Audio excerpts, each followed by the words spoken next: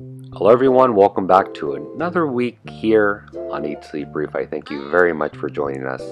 And I think you're going to be very happy you're actually rolling into this week's video. So in this week what we are going to be covering is actually not my tank, believe it or not. I kind of wish it was my tank because it's such a beautiful reef tank. So last week I was on Instagram. I was just, doing what we all do on Instagram. And I stumbled across this tank. It was one picture that caught my eye. And, with Instagram, you got to be careful. Sometimes, someone will get really lucky. They'll get the right angle on the tank. They'll do Photoshop and, whatever. So I go on the page and I'm instantly immersed in this page.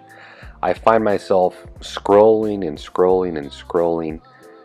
And I just couldn't stop, guys. Just the amount of beautiful, not only coral, but fish in this tank was something that really caught my eye. So I just had to reach out and ask if she, in this case, her name is Angelica_Reef, wanted to be a part in sharing her tank with all of you here on YouTube. Luckily, she said yes, and she was actually very excited to share it.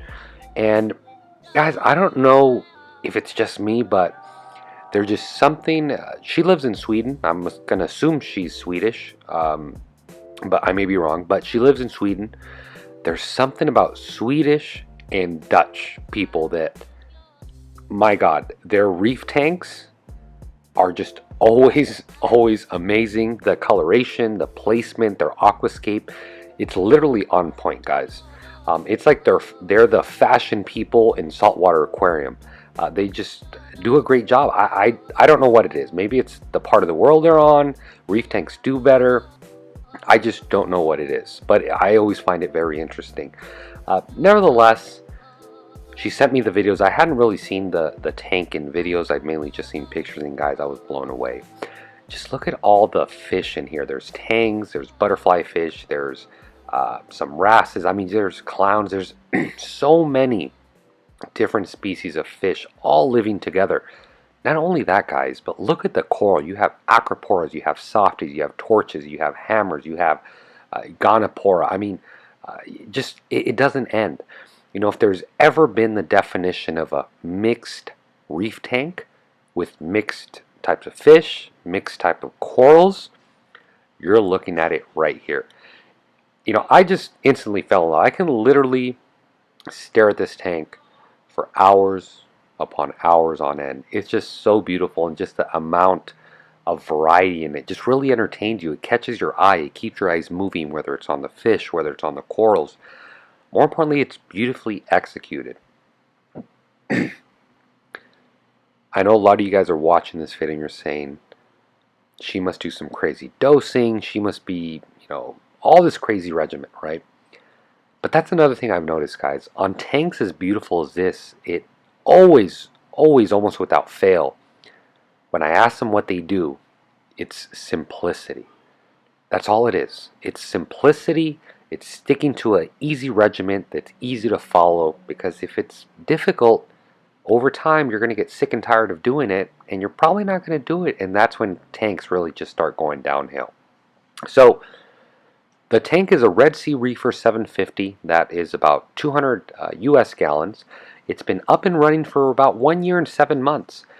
What I tell people as well when they're setting up a tank, or when they're trying to model a tank like this, good things always take a while, guys. If you want to set up a tank, you want to set this up overnight and have it look like this overnight, it's going to be very difficult.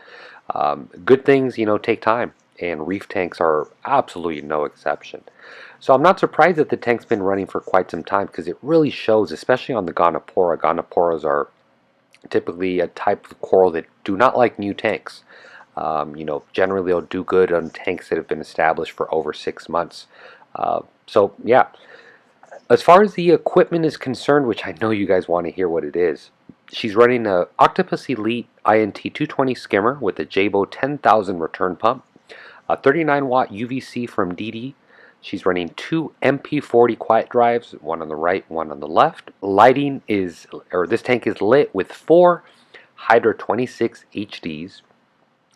And I think you guys really want to hear her mechanical filtration and just her whole filtration under the sun. Guys, once I read down the list, you're going to see there's not that much to it.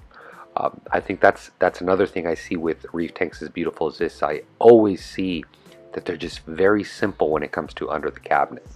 So as far as filtration, she uses filter floss, activated carbon, phosphate media, and a refugium with chaetomorpha. Believe me guys, that's it. I know you guys want to hear this. You're probably thinking this list is like 30 things. That's it guys. It really is that simple.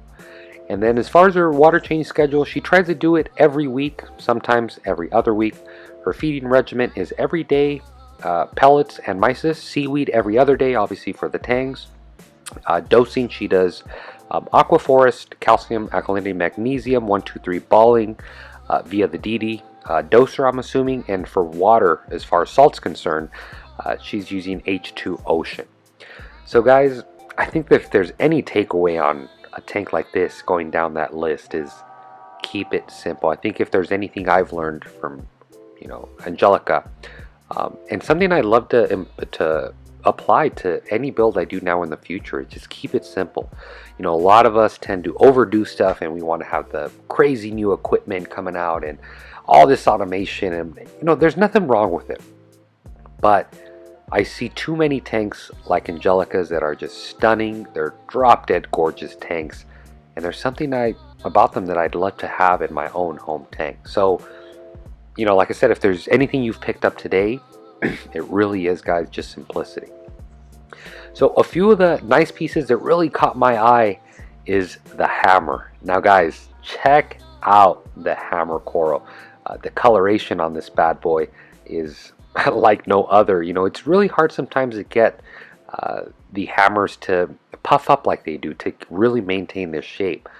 But luckily you can see in this reef tank there's something really spot on when it comes to parameters, because the whole left side, as you can see, is a Euphilia garden, and they're all doing amazing.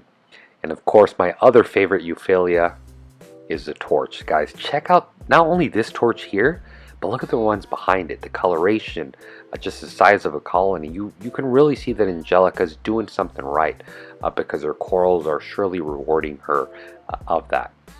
So guys, I really think that's going to be it for today's video. I'm already drooling. I don't know about you, but I want to give a special thanks to Angelica_Reef. If you guys haven't checked her out, please check her out on Instagram. I'm going to have a link in the description so you guys can check her out. But yeah guys, if there's any takeaway, like I said, simplicity. If you guys have any questions, comments, or concerns, please leave them down in the comment box below. If I earned your subscription, please be sure to subscribe. If you are subscribed and haven't hit the notification bell, please do so.